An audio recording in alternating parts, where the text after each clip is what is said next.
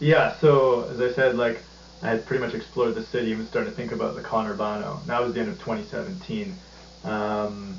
Then in January of 2018, so just like right away, my brother and sister decided to come to Buenos Aires. And that was awesome. Like my sister had never been in South America. I actually don't think my sister had actually been in the Southern Hemisphere. I think Thailand or Hawaii, but not actual Southern Hemisphere. So her first time in South America. And Carmen totally knew Buenos Aires because when he was backpacking in his 20s, I think Buenos Aires was like a main spot for him in South America. So for him, it was kind of like touching back on a lot of those things, and for my sister, it was the first time seeing that part of the world. And I think like for the most part, they really, really enjoyed it.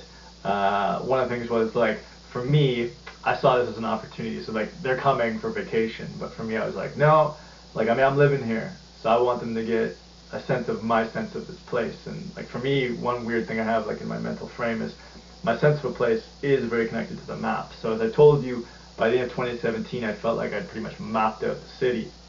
I felt like, okay, well they're here, I want to play tour guide, I want to show them a lot of the city. But you have to remember, it's like January in Buenos Aires. It's like so hot there in January usually in Buenos Aires that everyone kind of clears out of the city and goes on vacation if they can. And January in North America is basically like winter. So Maria and Carmen come down to Buenos Aires out of probably 5 degrees below zero here in Kamloops to like 35 degrees in Buenos Aires with humidity. It's a big shock. And because I wanted them to see so much of the city, I was really pushing them for like long walks. Like we would have these like walking loops or whatever, tied in with the subway or whatever as well. But like, you know, probably more than 10K a day, I would say. More than that, I would say. Sometimes longer, depending on what I want to include. So like, yeah, I wanted them to get a sense of my sense of place in the city. That's all super important for me. And I wanted to show them, you know, obviously some of the highlights of the city. And I also wanted to show them some of what I've been experiencing, because I don't stick to sort of like the tourist or expat loop or section of the city. I let my legs just kind of take me, or the subway kind of take me. So I wanted to show them some of the awesome stuff that I saw in those areas that aren't really, you know, in your top 10 things to do in Buenos Aires thing or whatever, right? But that was pretty good. Yeah, so it was like so hot, and I was pushing them so hard with these walks. So fortunately for them, at one point they kind of got a break from my tyranny, and I think they went to some horse races or something like that, and I had to go deal with my car. And you know, that's for most people in Buenos Aires who knew me, they were like, dude, you're the car guy, like the guy who's got his car down here. It was like all these legal problems with his car. So I'll get to that now. Basically, in the last video before I came home for Carmen's wedding, I was really obsessed with the idea of getting my residence in Argentina. And shortly after getting back from Carmen's wedding, at the end of 2016, I got my residence. And I thought, okay, this is going to solve my problem with the car. Because the car was in the country like with tourist status. And in Argentina, all tourists stay for as long as they want. There's no real penalty. Like when you leave, sometimes you have to pay a small fine, but whatever. They never deport you. But if you have a vehicle in the country under a tourist permit, you can have a massive fine equal to the vehicle if you don't take it out of the country in time. So I've been taking it in and out of the country like a tourist, because you can just drive out and drive back in. But I knew this wouldn't last forever. I knew eventually they'd say, dude, what are you doing? You're not a tourist. Like, you've been here for 3 years, you've been here for 2 years. So I thought, okay, I'll get temporary residence, and I'll talk to the guys, the customs agents who deal with this, and they'll be like, hey, well, he's not a tourist, we can help out with the car. And at the beginning, they were cool with that. They were like, okay, we see that you're working, we see your pay slips, we see that you're paying taxes, that you're paying retirement money, which I'm probably never going to use. They're like, cool, we'll extend your permit. You won't have to even take it out of the country, we'll just make a signature and we'll extend its status. But that was still the tourist status that the vehicle had, they just chose to extend it. And then at a certain point, I went down to go do the next extension, because they give you up to 8 months, so I went to go do the next extension. They're like, no, dude, no.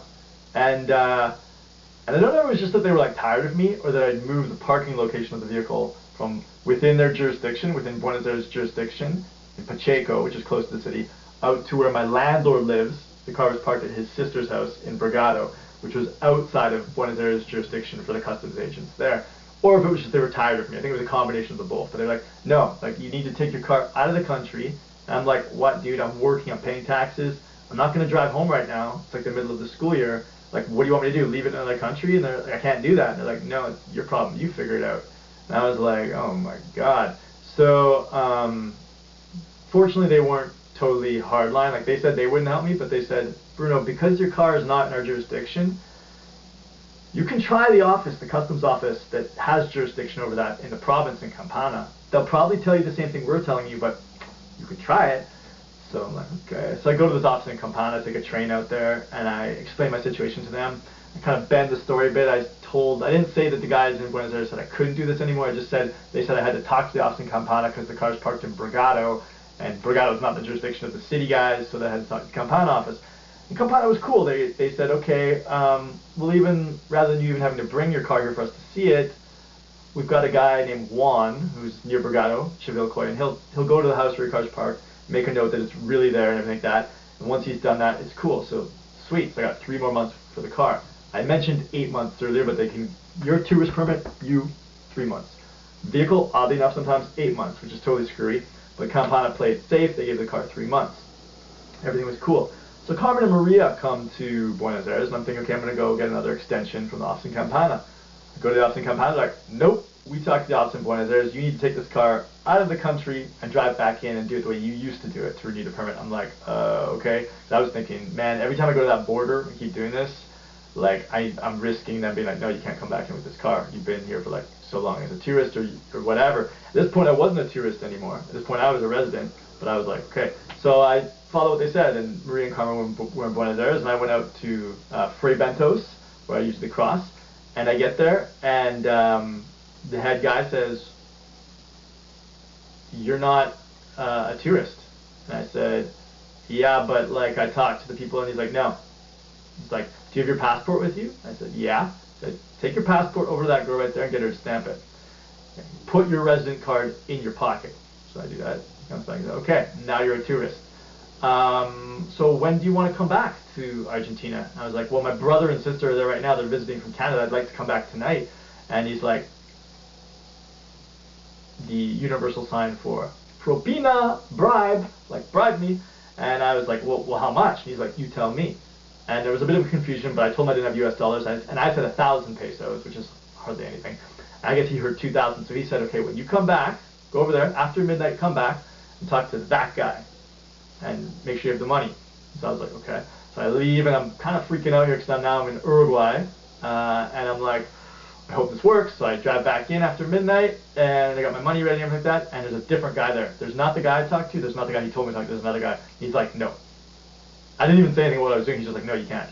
And I was like, I need to talk to that guy. He's like, why? I'm like, because the head guy said I had to talk to him when I come back. He's like, these two guys disappear from it and talk to each other.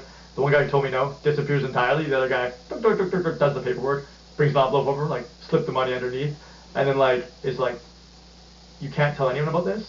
You can't try to renew your car permit ever again. This is the last time. After this 8-month period is up, you have to leave the country with this car. This car cannot be in the country. And if anyone talks to you about this car, you have to use your passport, not your resident card. Because this is a tourist permit, you need to have your tourist card in that thing. So now I'm coming back to Buenos Aires and I have 2 statuses.